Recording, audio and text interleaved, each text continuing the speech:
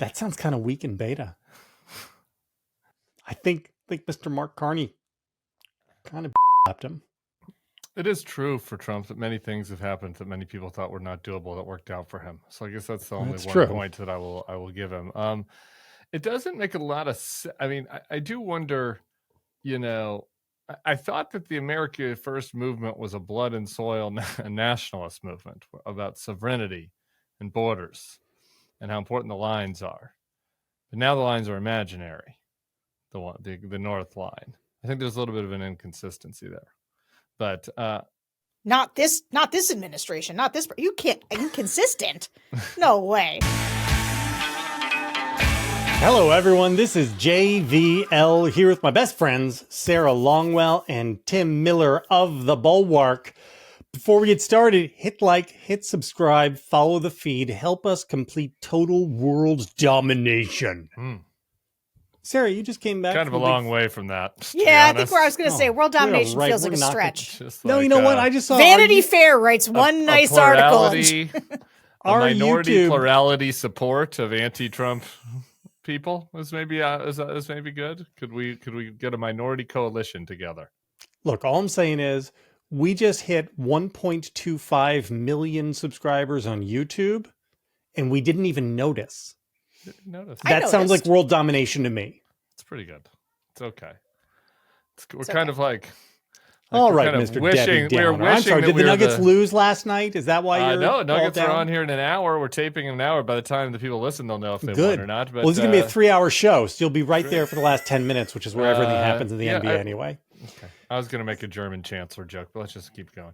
Sarah, you just got back. You basically flew into Dulles, came home, gave your kids high fives on the way downstairs to the office, and here you are taping for the people who love you. Aren't you the greatest hero of them all? This is it's getting to be a real cat's cradle situation around here where I can just imagine my kids being grown up telling me, I'm sorry, Mom, I can't talk to you right now. And, come to the old folks home to visit with you because I got to tape a podcast because that's all they hear from me. Oh, I thought Cat's Cradle was like kind of some lesbian thing. You're talking about like the cat in the cradle? Yeah, the song. Yeah, okay, got it. You're talking about the song. Took me a second there. We go. How was it? Were you there with anybody famous? So I was at this Milken, Global Milken conference, which is apparently an Aspen Ideas type thing, but like in LA. And I didn't really know what it was. I thought it was pronounced differently than it is. Wasn't he a scammer? Oh, don't say that. Whatever you do, don't say the J word about him. Because if you say the J word. Is this a person? Oh, it's named for a person? Michael Milken, who went to prison briefly for high yield bonds. He was a pioneer in the field of high yield bonds. Some people said allegedly that those are junk bonds, but that is a pejorative and unfair way to characterize the world of finance in which Michael Milken made his money. Bad luck for Mr. Milken. I mean, what bad timing. Had he only been like hitting his peak right now, like boom, we're junk bonding, we're crypto, and not junk shit coins. High yield bonding. Thank you. No worries. I know this jail. because in journalism world, if you say in the same piece his name with the J word, you get a lawyer letter. Okay. Even though it was 30 years ago. I didn't know any of this stuff. All I know is I got asked to be on a panel. It was called The Future of the Democratic Party, which I was like, I guess we've gone full native now if I'm on the panel with the future. Why not? Unless they it actually did seem like I was invited as the slightly outside observer to this whole thing. And it was like Neera. It was Neera Tanden. Okay. It was Chuck Rocha. There was John Cowan from Third Way. And another guy, Jason Furman. I think so. It was kind of a big panel, but it was Josh Barrow. Tim's buddy Josh Barrow was the MC or the moderator. Jason Furman, the economist? The economist from Harvard? Yeah.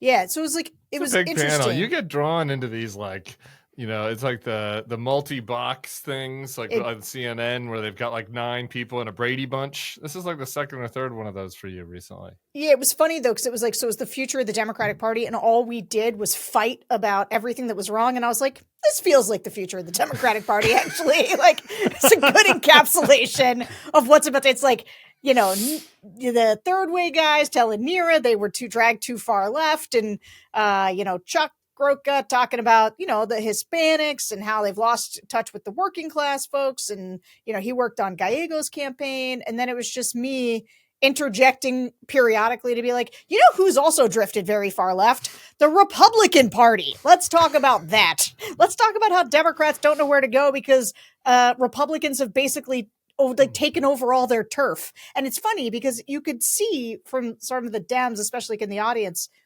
like that part of the equation doesn't always occur to them, right? Because they sort of myopically focus on the Democratic Party.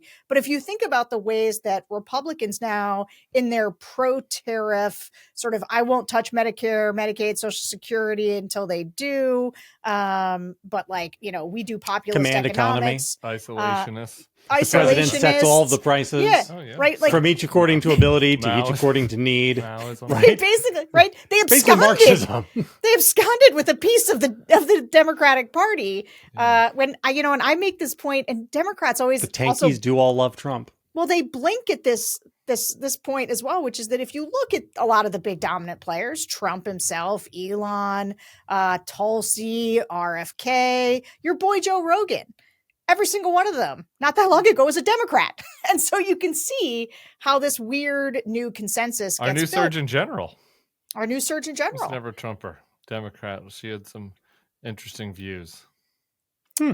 Anyway, you can see how the Democrats find themselves a little bit lost amidst a situation where the Republicans have started to horn in on so much of their territory. You went all the way to California for this panel? Well, the truth of the matter is, you couldn't get me to go across the street for that panel. Well, what's so me and funny? Josh could maybe go to the gay bar after, but I don't think I would have walked down to the Garden District for that panel. Well, first I'll tell you this: Magic Johnson and A-Rod spoke right before us. Okay, never mind. I'm there for Magic. Linda McMahon spoke right after us. Same room, same setup. Chair. I have a few words for her. Yeah, so don't tell me it was not. But did you talk to A-Rod? No, I didn't talk to A-Rod. I kind of ran into Jose Andres. That was cool. He was cool. Did you talk to Magic? No, I didn't talk to Magic. He was like, Sarah Longwell, is that you from the Bulwark? Let's take a selfie. I'm going to lean down really far. No, that didn't happen. Wow.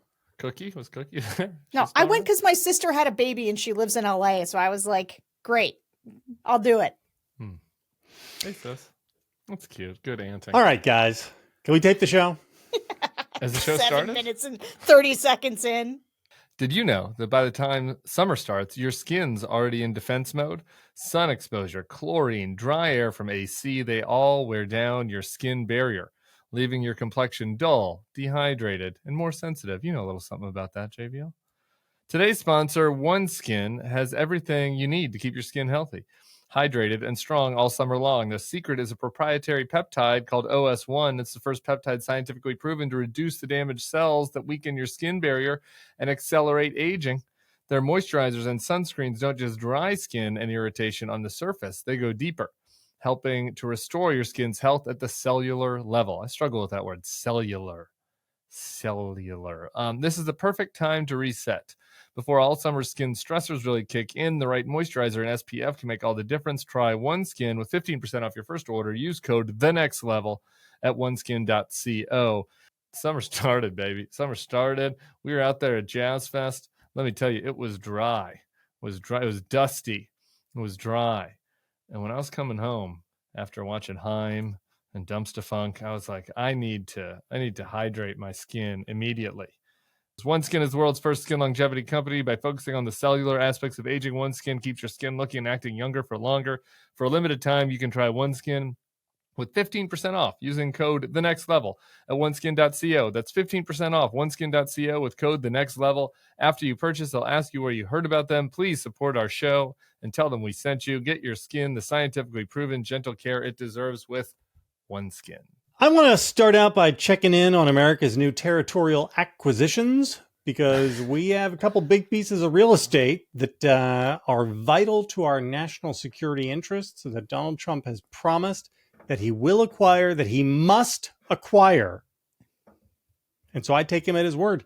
The Wall Street Journal this week reported that the Trump administration has directed the intel community to begin collection emphasis.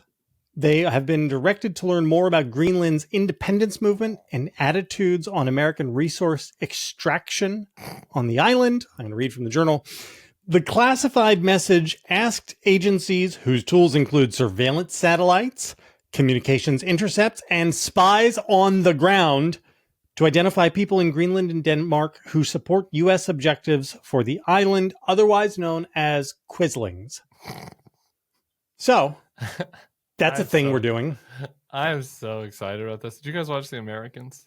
Yes. Like, I'm just like imagining in my head that like we're sending a MAGA youth now that went to like, I don't know, Arizona State or like a community college in Alabama, and like Ave Maria, and their Ave Maria and their Hillsdale and their young wife at age 19, and we now teach them. What do they speak in Greenland? Can we effort that, Sebastian? We teach them the Greenlandic local language. We teach them Greenlandic. We teach them Greenlandic. We teach them the Inuit language. We send them there. Dutch? Do they speak Dutch? They go.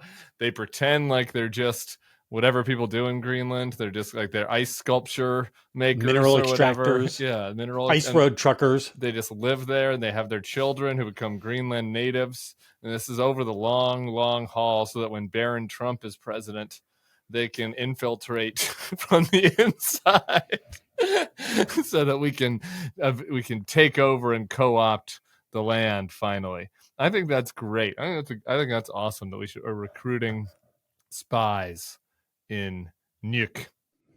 Sarah, what do you think about I mean, is it good that the United States is publicly ramping up its spying operations against our allies? Yeah, is that a good thing? Well, speaking of Tulsi Gabbard, right? This is who we've got spearheading this genius mission. This is like a real difference between Trump version 1 and Trump version 2, right?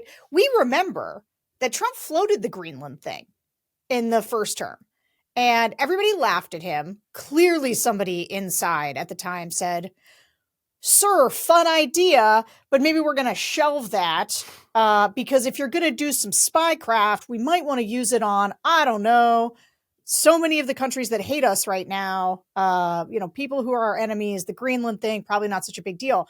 There is nobody now to tell him that, right? Trump says, well, we should send spies to Greenland, and Tulsi Gabbard is like, yes, sir, I am on that, sir. And there are no generals. There's nobody of any substance around to say, well, this is idiotic and preposterous. And who do you think came up with the spies idea? Because it seems to me like it's, in this case, it's even a little worse than you're saying. Because it's not just Trump has a crazy idea they're acting on. It's like there's some people on the inside that are like, let's roll with this a little bit. You think that we should take Greenland? All right. Like instead of just kind of doing the thing where we're going to humor you and send JD there on a trip with his wife in a big parka, like let's take this thing real. Like, let's go back and dust off the playbook from the 80s. What did we do in Chile? Like what did we... Let's identify the people on the ground, both here and in Denmark, who are on our side. Maybe we'll start funneling them some money or something. Give them some extra kroner. Should we get a man out there on the Faroe Islands too, just to make sure? Why not? Maybe why not?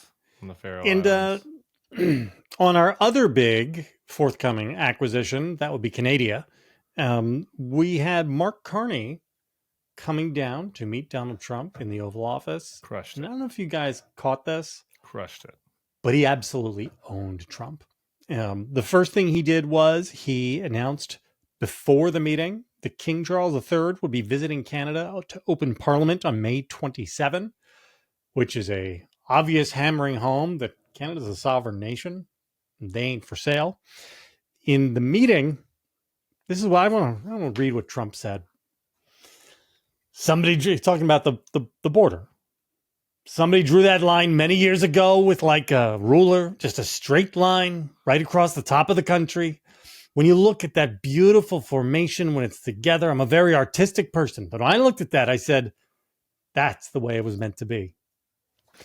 CNN counted. Trump spoke for 95% of the time they were together.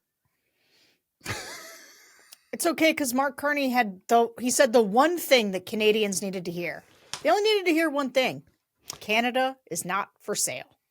As you know from real estate, there are some places that are never for sale, Carney said, to which Trump did that's true. We're sitting in one right now. You know, Buckingham Palace that you visited as well. Trump nodded true. Never say never, though, Trump says. I've had many other things that were not doable, and they ended up being doable and only doable in a very friendly way. That sounds kind of weak in beta. I think Mr. Mark Carney kind of bitch slapped him. It is true for Trump that many things have happened that many people thought were not doable that worked out for him. So I guess that's the only point that I will give him. It doesn't make a lot of sense. I mean, I do wonder, you know, I thought that the America First movement was a blood and soil nationalist movement about sovereignty and borders and how important the lines are. But now the lines are imaginary, the North line. I think there's a little bit of an inconsistency there. But not this administration, not this. You can't inconsistent. No way. I'm sensing an inconsistency. But like the thing that is, we goofed at the Greenland thing because it is so ridiculous. Like it's so ridiculous that we're going to recruit spies and nuke. But the interesting thing here is, yes, Carney did alpha him and like barely talked. And Trump just was blabbing, and it's like for nothing. Trump doesn't have an ask. It also demonstrated how stupid this whole trade war is. It's like Trump doesn't have a rationale for it. He doesn't. There's no goal. There's no like stated thing that is going to improve the lives of the MAGA Americans that JVL cares about so deeply. Like nothing. Like he has nothing. And so Mark Carney just kind of sits there and does. You know, we've asked many people to do who go and meet with Trump, like not give him an inch and just kind of sit there. You know, you don't have to do what I would do. You don't have to yell in his face or like make fun of his tiny fingers, but like you just do have to be cold. And Mark Carney achieved that because he's from Canada and it's cold there. But the gap between that and Greenland is pretty notable, right? Like it also ties into what he did with Kristen Welker, where Kristen Welker asks him about, you know, will you rule out military action in Canada? And he was basically like, yeah, I mean, we can rule that out basically.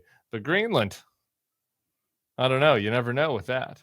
I mean, like, that is crazy. This is we are deep into crazy town here, where he is like explicitly volunteering that he wants the door open for military occupation of Greenland.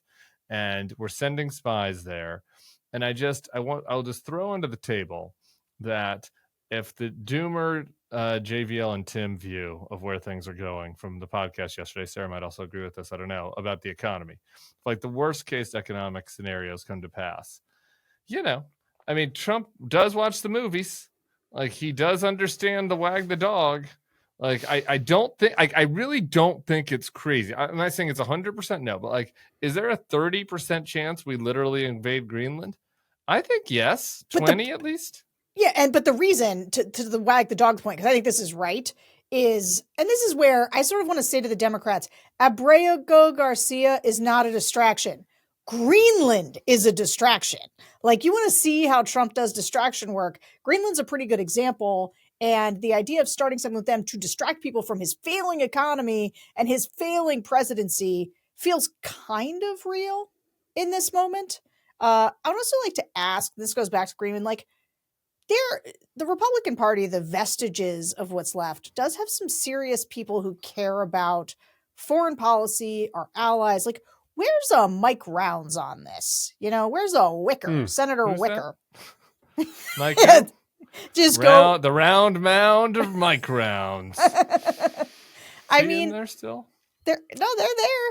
They're just saying nothing about this. But I have a different thing that I want to throw out there. So I think the distraction thing is a valid idea, but I want to give JVL an interesting JVL's always right take.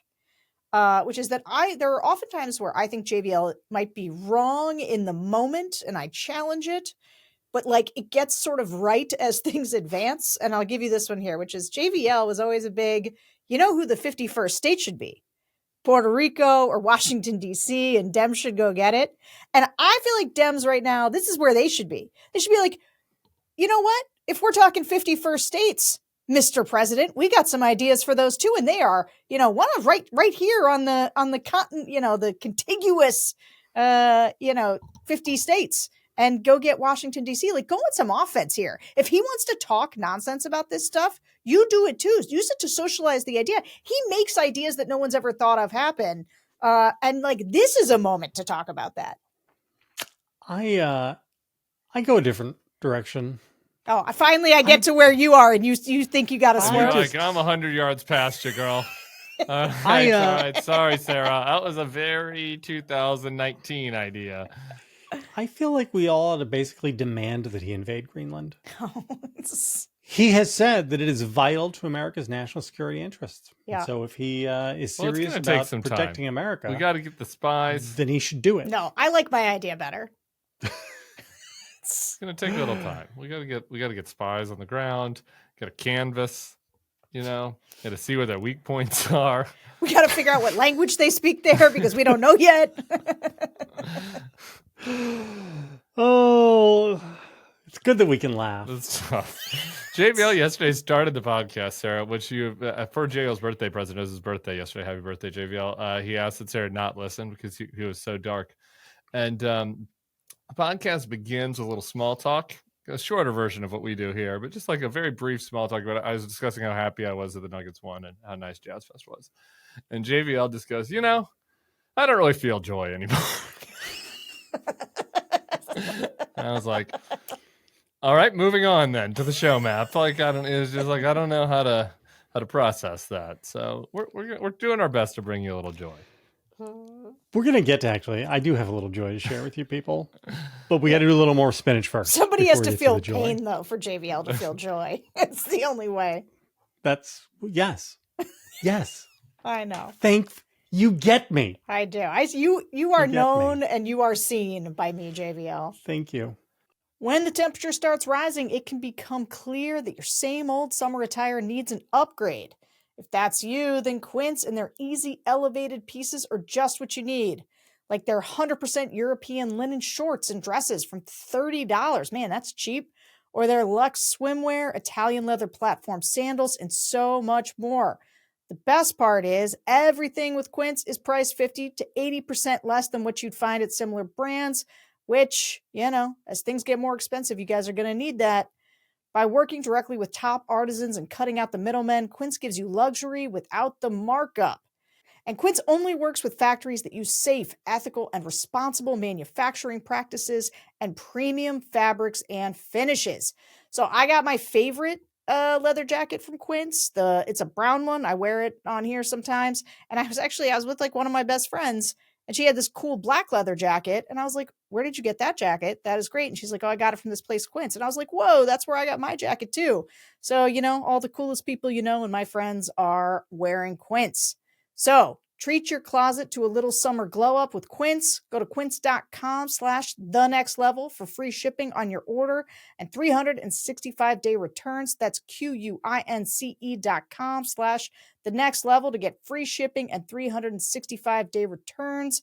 Quince.com/thenextlevel. That's how you support our show, guys. And also where you can get some great, little shirts that go under the blazers. If you're like me and you wear a lot of blazers with shirts underneath, Quince is the place to go.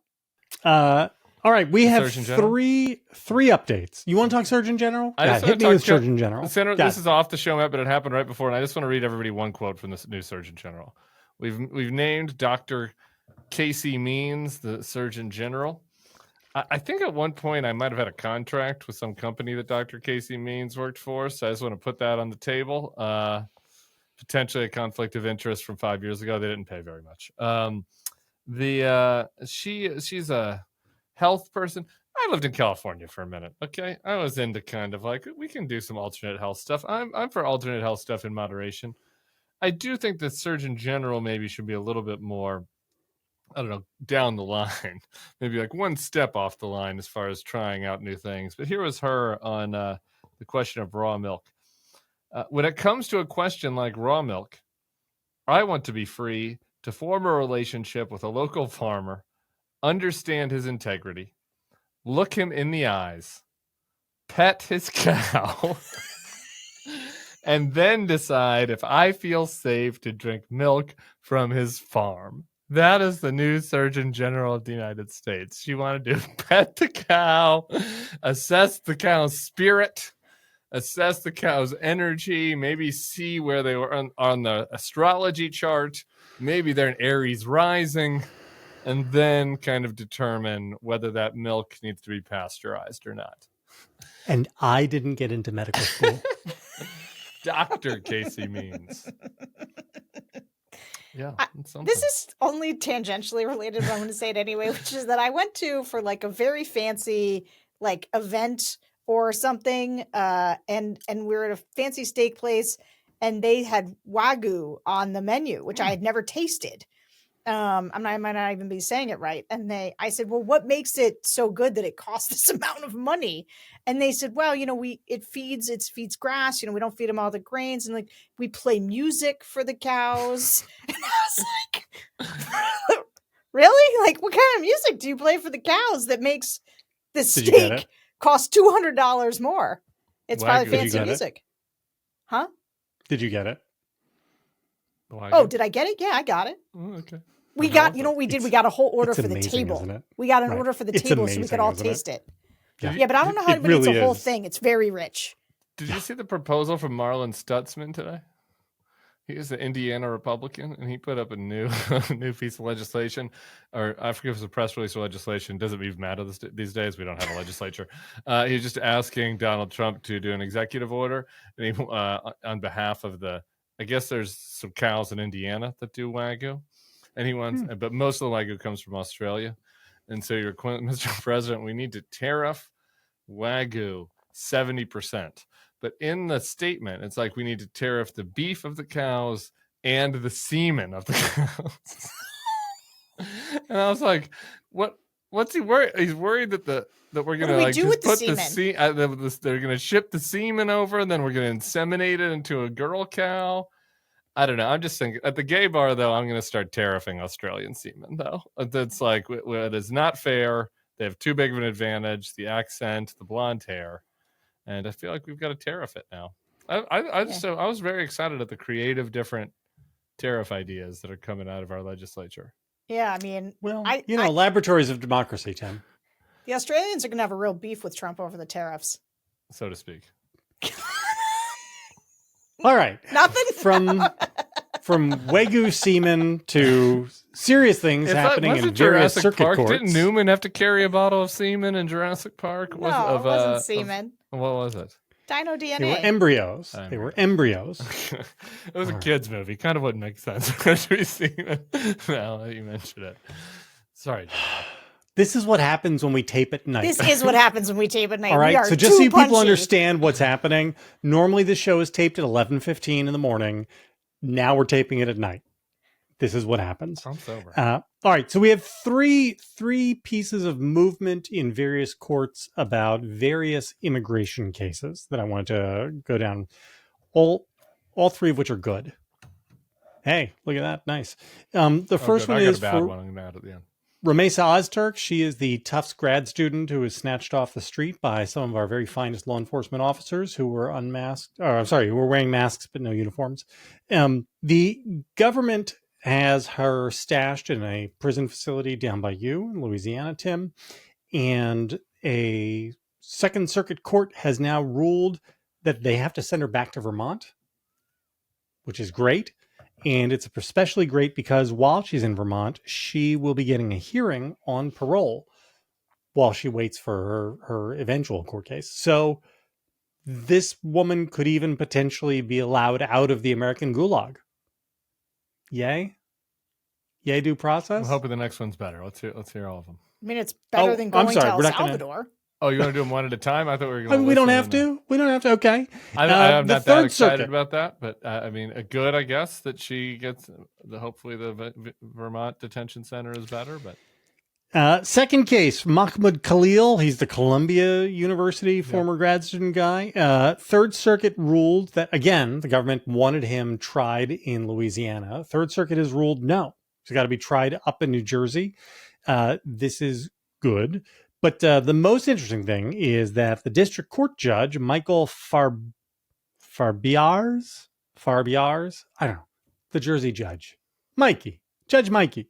He's a good guy. He's a paisan, you know? He asked the government to provide him with a complete list of every time since 1975 that it has invoked the Secretary of State's power to deport someone for foreign policy reasons, including a description of each case's facts and a copy of the official determination.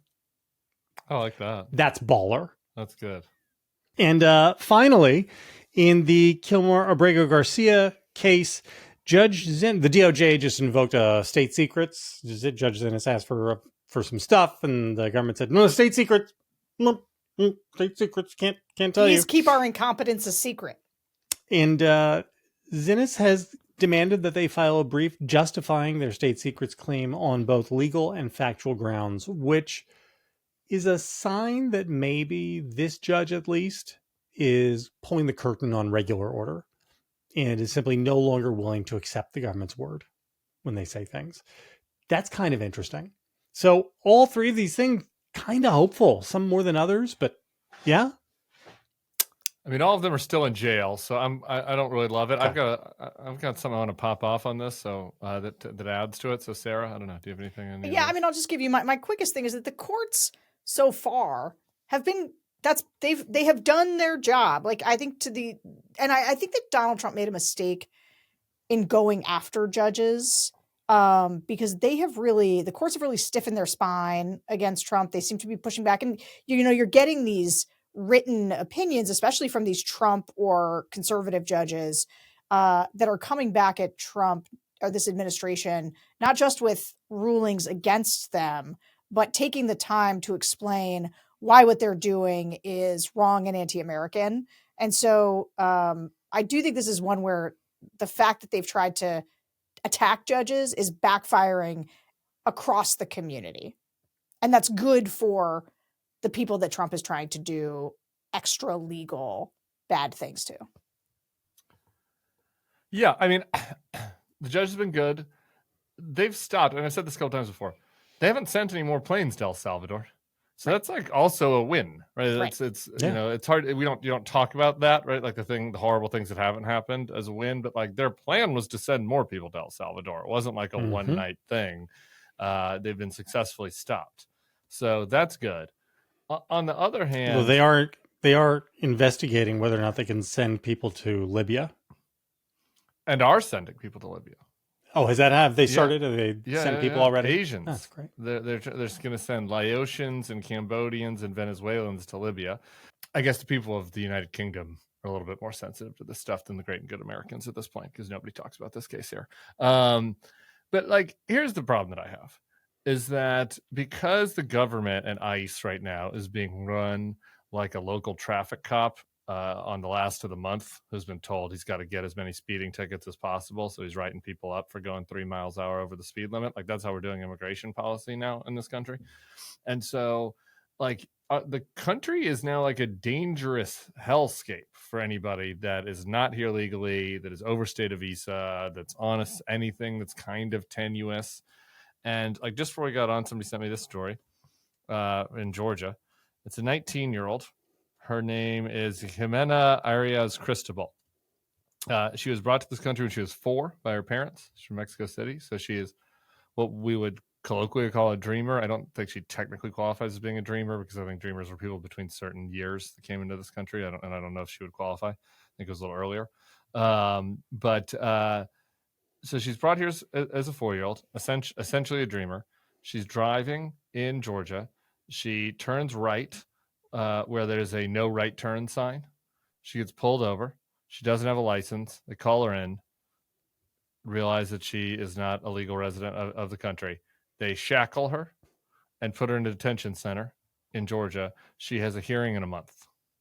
She's a graduate of a local community college. She has no criminal record.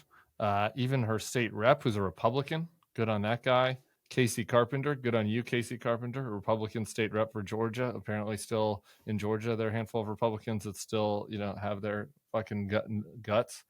Wrote a letter to the judge on this person's behalf. Doesn't matter. ICE, she's detained.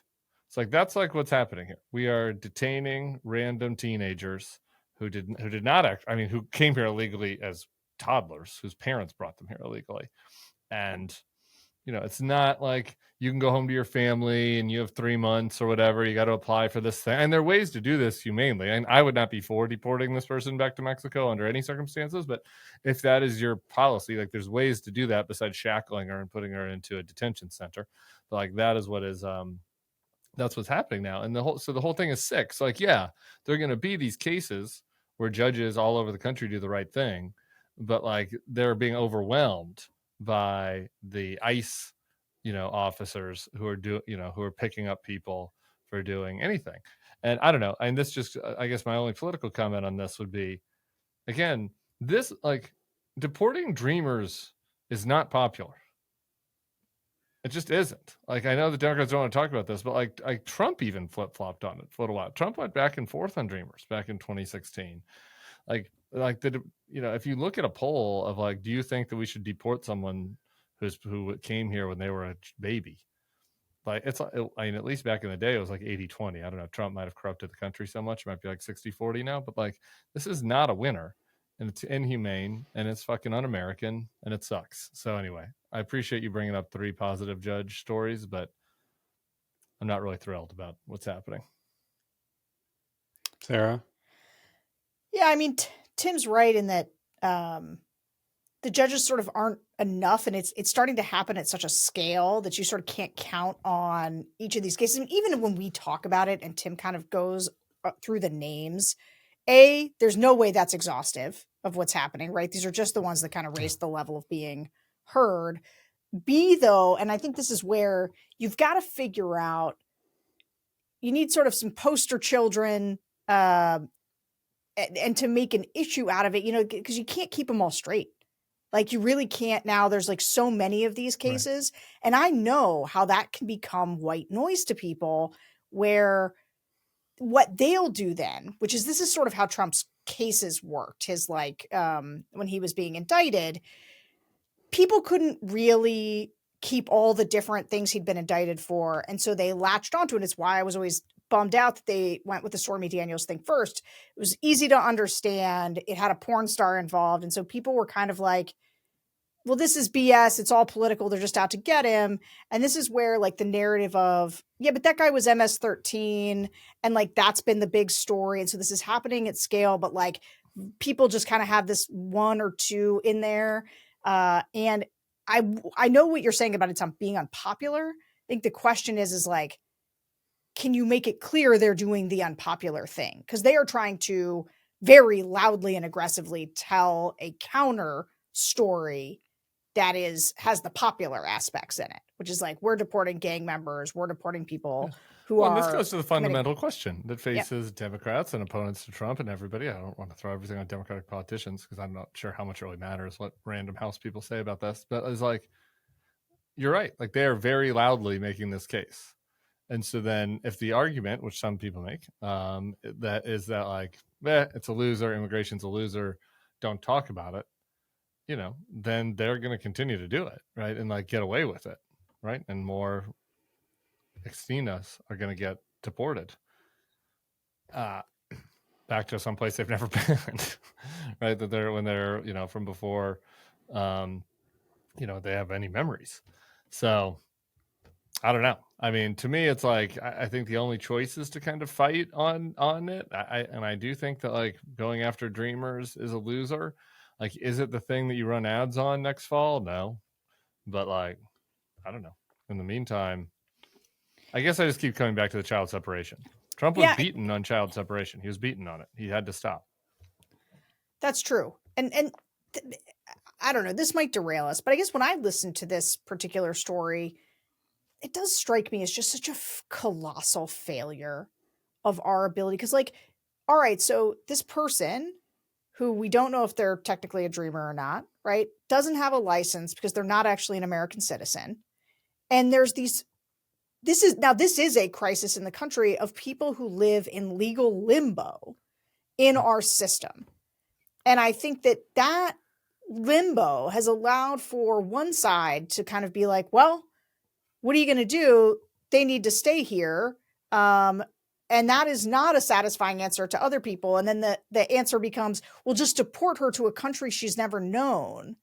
And so, like, an inability for us to have a real conversation about immigration, for there to be actual, because, like, what there should be is some kind of a solution for somebody who has been here that long. And maybe it is a green card, maybe it's a temporary status of some kind, but so that she would have a license, because you can't drive without a license. Like, and you sort of can't have just a country in which, right, people don't follow any of these rules. Like, it does become extremely complicated. Yeah, I mean, because you do that, the next thing you know, you're going to have people who are convicted of felonies running for president. Yeah, I know. That you know that I think that's a fair critique in a, like, what about kind of way, but it's not. Well, but like there was an immigration bill that James Langford was on. I don't know if it would have protected this young woman, but like we've been through this a million times. I guess that's a fair critique of the fact that we've been unable to govern. It's been mostly Republicans that have killed the immigration bills over the course of the years. I mean, Trump and them, they were president for 4 years. They didn't fucking do it. Right. Like, so, I mean, look, there's a way to do fuck all these people, but there's also we're grownups. Can we not? And can we not? We live in a society. Can we not, in a society, make determinations? And no. So Tim, this is the problem. The problem is that we aren't grown-ups. Yeah, it's not a society of grown-ups, because these things are. I'm sorry, like blaming Democratic politicians for not messaging. This isn't hard to understand. This is not nuclear fusion. This isn't string theory. These things aren't big mysteries. It's not like. Honestly, like Obamacare was hard to understand. Quite. The ACA was an incredibly complicated piece of legislation, and it was very hard for people to know what was in it and what it would do and how insurance markets work. And so This stuff is not hard. And people don't understand it because they don't want to understand it, or they want things which are bad. They want to deport all these people. And this is an indictment of the American people. The fact that Republicans were able to get away with killing the immigration bill that would have solved a lot of these problems, and then voters elected the guy who killed the bill on the idea that he would somehow fix immigration. I understand, Sarah, you're saying, because this is our age-old debate, but the problem is the people. All right. What else are we going to talk about? I think we all need something to lighten things up. All right. What is it? I'm light. Tesla sales in Sweden are down 81% year over year. That's nice. I got some more bad news to go along with that. 81%? Okay. In the Netherlands, they're down 74%. You sold Starlink to Lesotho, though. Denmark, business. Down 67%. And did you guys read the Jonathan Swan exit interview? No. I did not. My when friends. Did that come out? Buckle up. Jonathan Swan sat down with Elon Musk to ask him about his $2 trillion goal, because remember, he said that he was going to cut at least $2 trillion. That's what he said at Madison Square Garden in October of 2024. Well, Elon said that that's not possible. 1 trillion, maybe. Jonathan Swan said, but you didn't do 1 trillion, did you? Elon said, I think it's possible to do that, but it's a long road to go. And, it's really difficult. It's sort of like how much pain is, in the cabinet and Congress going to take, because it can be done, but requires dealing with a lot of complaints. So Jonathan said, what was the whole point of DOGE? And Elon said, DOGE is a way of life, like Buddhism. That's real? This is a real thing. Did he say Big Balls was the Dalai Lama? But okay, I'm sorry. I was expecting more of a reaction from you two. So I will. I'll bring out the big guns from the end of the piece. And I'm sorry, I'm going to have to read from the piece for you. Reflecting on his time in Washington, Mr. Musk shared an unusual amount of detail about his life with Mr. Trump. I guess we're good friends, and we'll be on Air Force One or Marine One, and he's like, hey, do you want to stay over? And I'm like, sure. Mr. Musk ended up spending the night in the Lincoln bedroom on several occasions. During one of those sleepovers, hand to God, that is the word that Jonathan Swan used. Sleepovers. That's cute. That's not me gilding the lily. Mr. Musk said Mr. Trump called him late at night to tell him to make sure to get some ice cream from the kitchen. The billionaire said he helped himself to a whole container of caramel Haagen-Dazs. I was like, this stuff's amazing, he said. That is the saddest little rich boy I've ever met. And he is this weirdo, crypto, Nazi adjacent guy who's never had a friend, and he finally gets one. And his friend is Donald Trump. And Donald Trump can't even fucking stand him and kicks him to the curb. They sent him ice cream.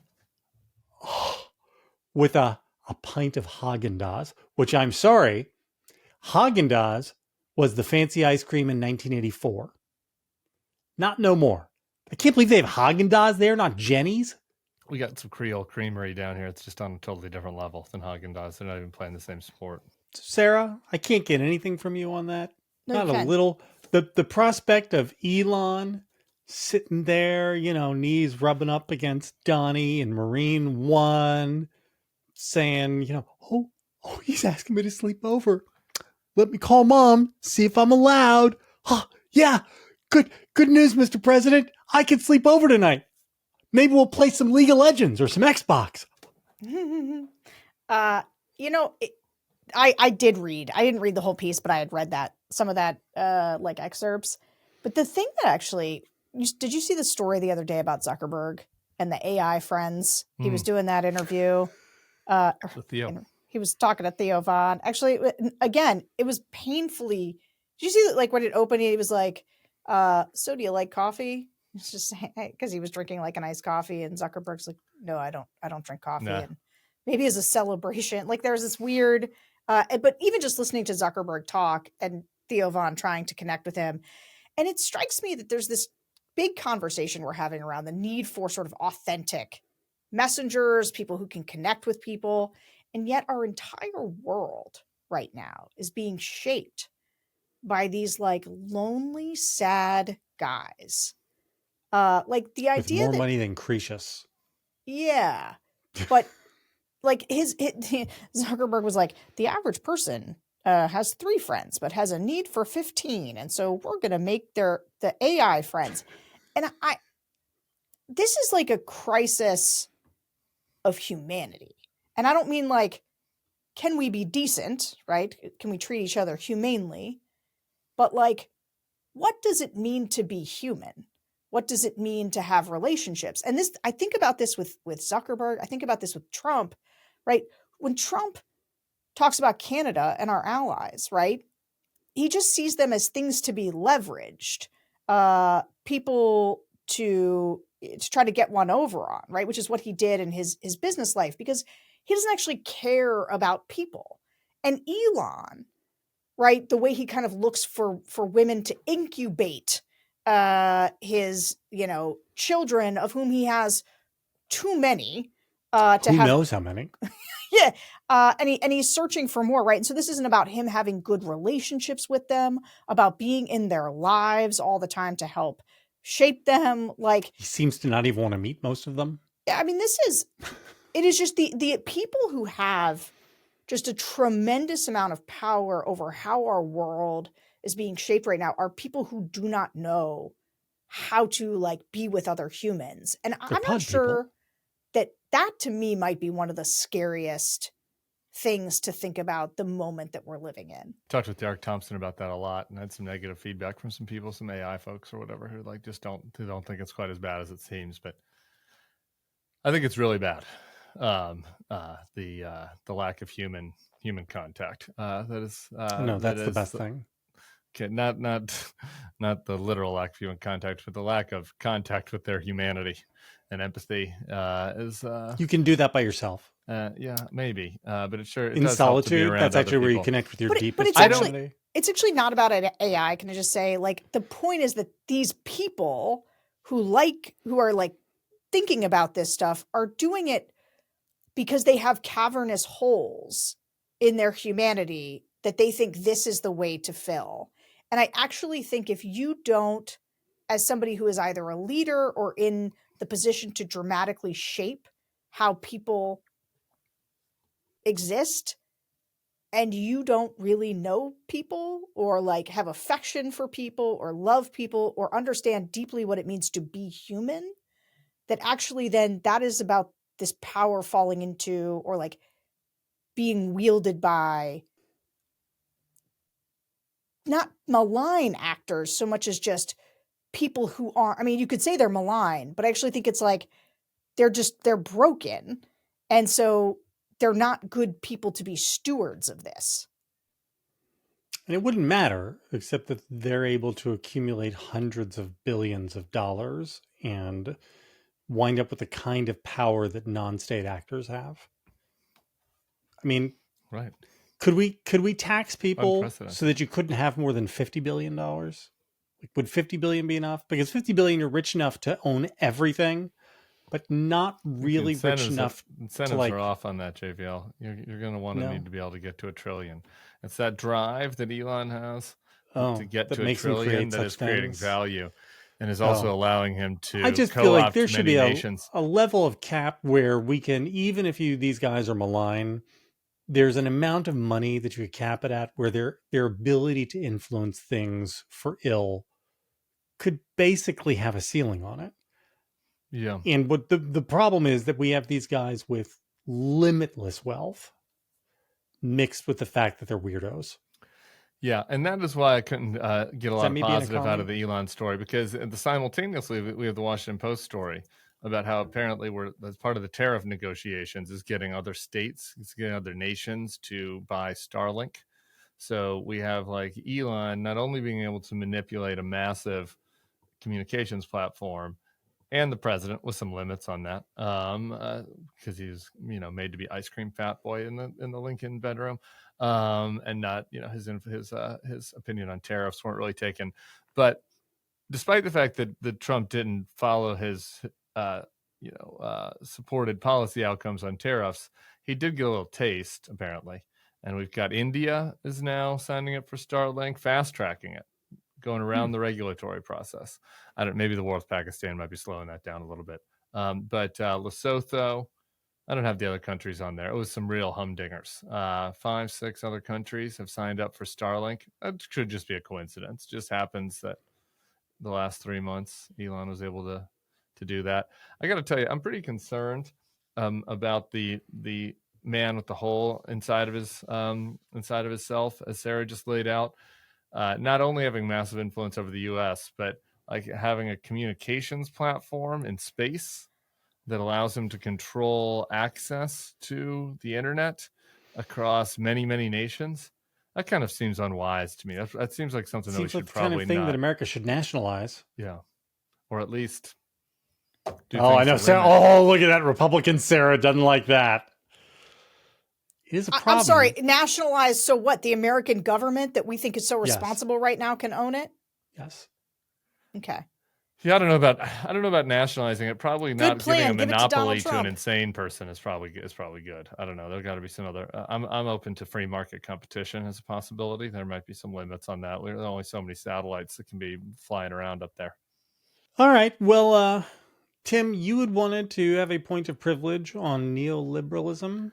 Yeah, Barry Weiss sent this. It wasn't her article, but she was promoting it. It's her platform, and it begins this way: no one anymore on the left or the right denies that globalization has fractured the U.S. both economically and socially. It has hollowed out once prosperous regions, et cetera, et cetera. It's become a driver of income inequality, Perhaps most alarmingly, the U.S. has outsourced not just the manufacture of toys and furniture, blah, blah, blah, blah. So, like, I mean, there's like a small version of that I could, I guess, agree with. That's like that globalization has had some negative impacts on certain communities, certain industries in ways that was harmful to those communities and industries, and there was some resentment that built in those communities towards the communities that had more prosperity. I guess I would agree with that on the smallest scale, but like over the vast scope of everything, like the idea that we are going to alibi like America's descent to fascism by saying that people on the left and right agree that it was really just this globalization that created this economic and social fracturing that was unmanageable. There's nothing that we could do, and so this had to happen. And it's just like, what? Like the fucking vice president of the United States came from one of these communities, wrote a book about how they were hollowed out, and because of the American system, this horrible neoliberal neocon system that ruined everybody and fractured wound up everything. Working at a VC firm, getting super rich, and becoming vice president. He met the Tiger Mom at Ivy League and met Peter Thiel, and now he's going to ruin the country. It's like things seem to turn out okay for him. His brother-in-law is running for mayor. He got his ass kicked, 82-18, but that's part of the American spirit. His brother-in-law is running for mayor. He seemed to turn out okay. I mean, like, I just the globalization that she's talking about that has harmed everything so irreparably is also the thing that like allows like even the people here in Louisiana. I saw we were 50th on the state ranking recently. Like the people here in Louisiana have, like, even if you are like lower middle, if you're in like the 15th percentile in Louisiana, you have air conditioning, you have a big screen TV. Like your life isn't good. Don't get me wrong. It's not great. It sucks. You're working paycheck to paycheck. Everybody's life has challenges. But like compared to the person in the 15 percentile before all this terrible globalization happened in the 1950s, like your life was awful. Like those people, their life was awful.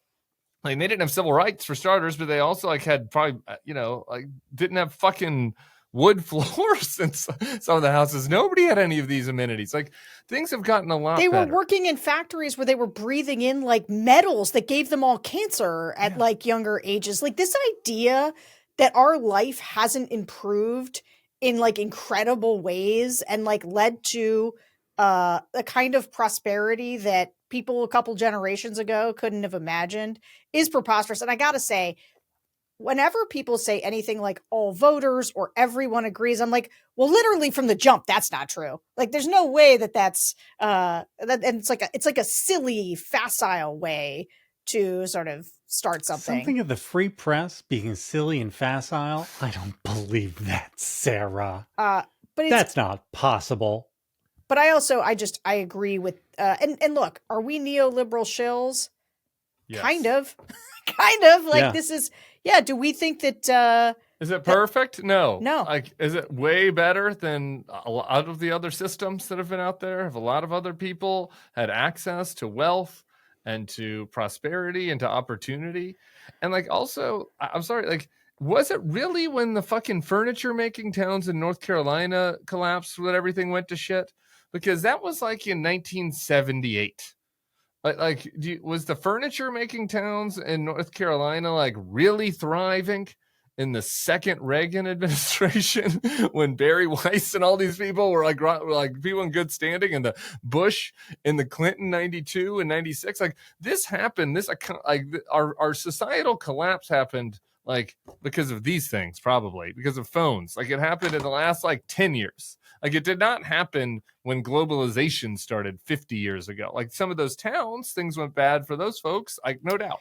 And we could have done better to protect a lot of the towns. It's not like it's perfect, but this whole causation that it's just like asked and answered, globalization created this. I'm like, I don't think so. Actually, I think there are a lot of factors that created it, and it might be decadence. Actually, Tim, this is the entire Barry Weiss move.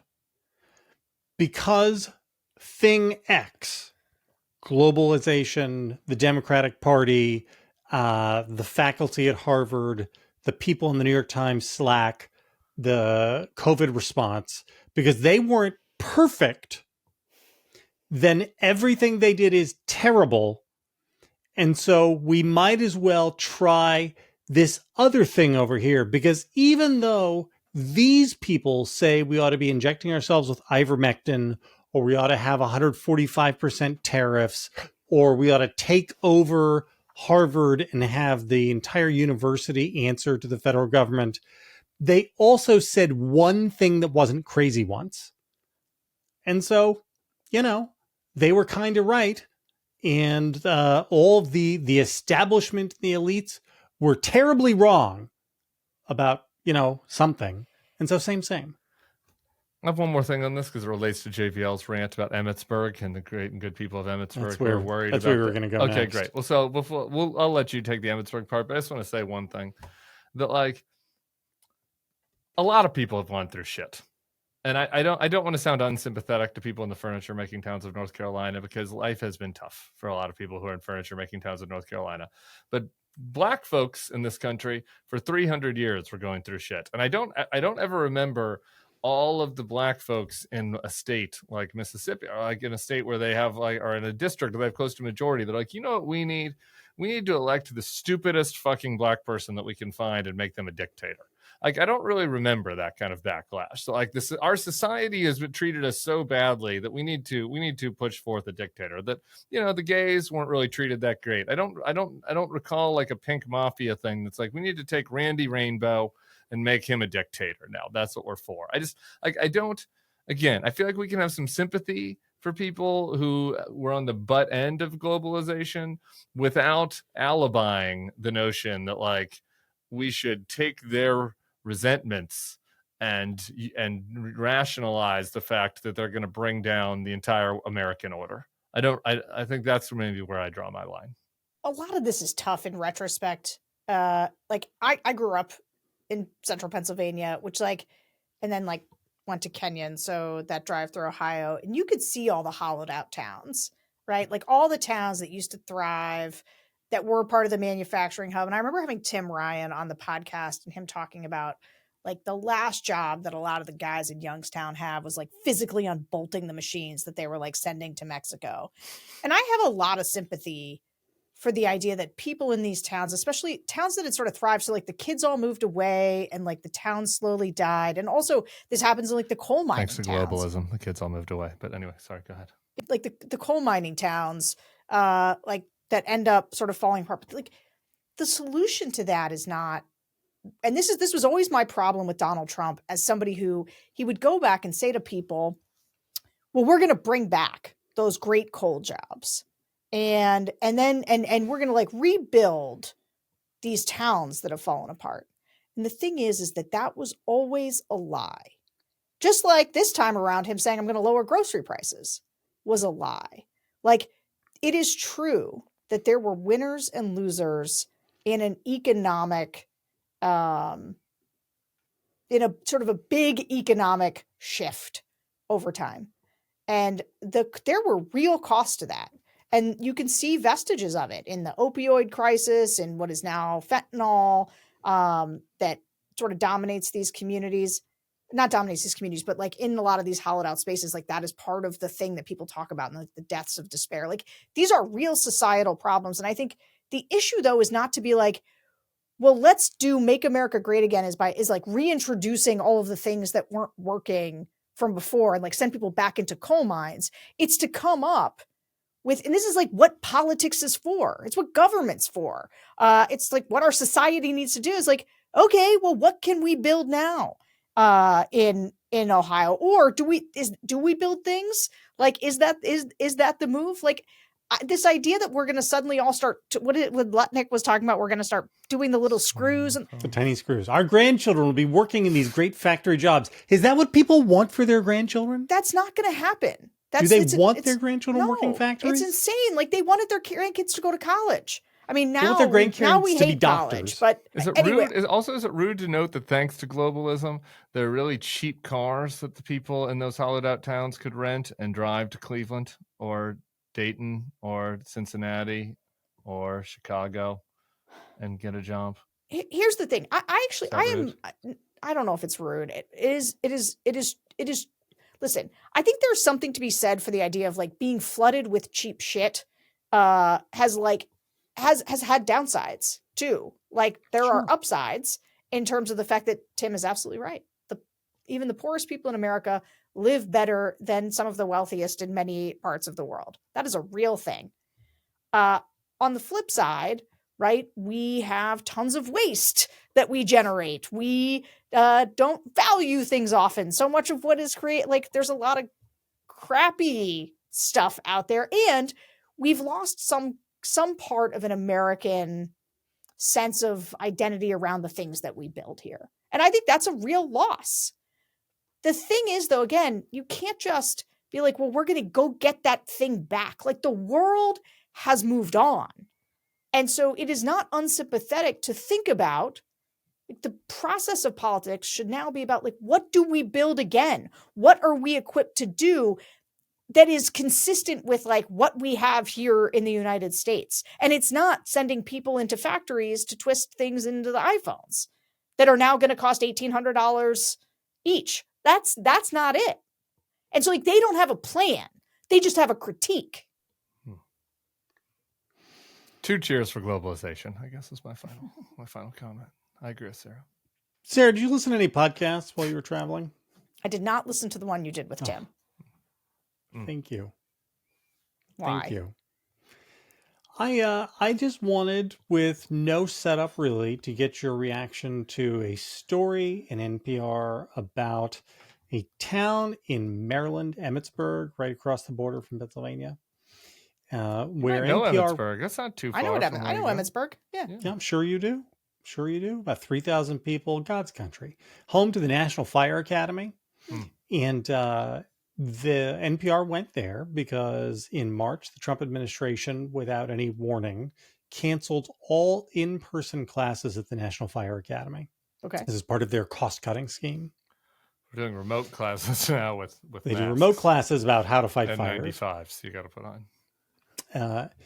So NPR talked to a whole bunch of people from Emmitsburg, including the mayor, and people who are firefighters there, people who owned bars and restaurants around there whose entire livelihoods are being destroyed, and asked them what they thought about it. And all of these people voted for Trump, every last one of them.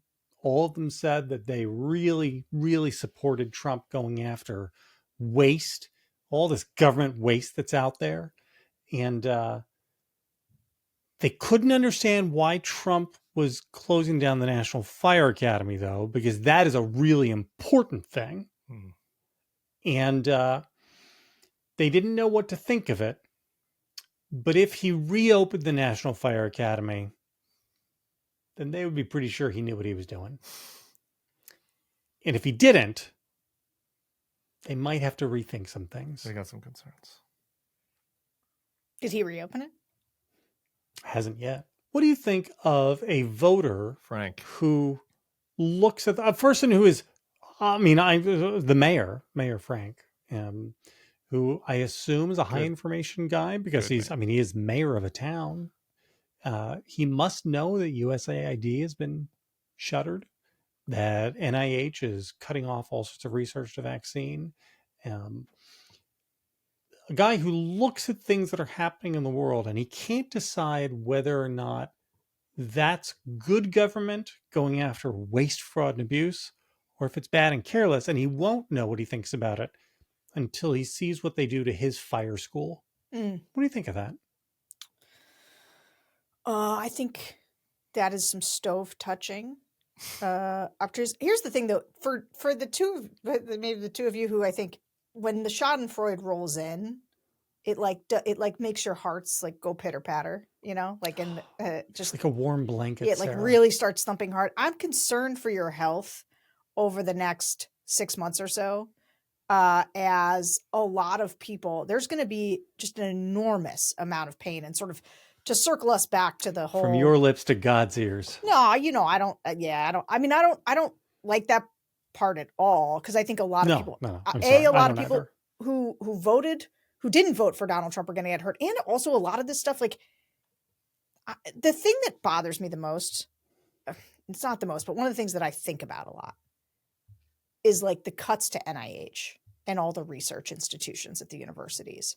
I continue to get more and more perplexed. And I think right now, this is the thing. So many things are being cut, right? Everybody gets to have their own thing that they're worried about, or many things that they're worried about, like these firefighters for whom it is the thing that matters to them. But like, you can't turn these studies back on that they're shutting down, these 30-year studies on diabetes or on, cancer research or whatever. And the level of loss that we are going to have a delayed experience of, that we're going to look back and wonder, why haven't we gotten as far on this as either people in other countries, or stuff hasn't been solved that felt like we were on timeline to do so? The magnitude of the loss, the unrealized loss right now, is imperceptible compared to what it's going to be as the impacts start to roll in. And so there will be a lot of schadenfreude to go around for the people who voted for Trump. But there's also just going to be like, man, so much stuff we can't get back that we're not going to feel good about. Yeah, that part happened though already. What do you mean? I mean, I agree with you on all of that. That it sucks. I do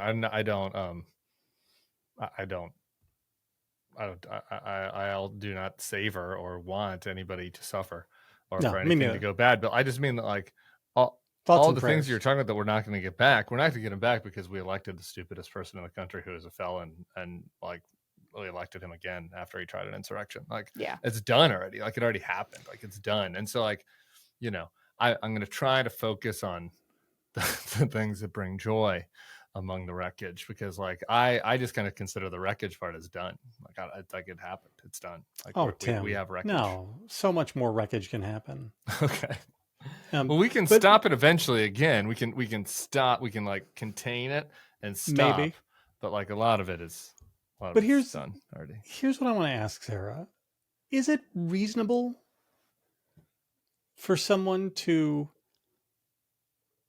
only be to offload all of their judgments about this big thing that is happening in the world around us to only as it impacts them personally and the one thing they care about? Because I don't think that is reasonable, or maybe it's just stupid.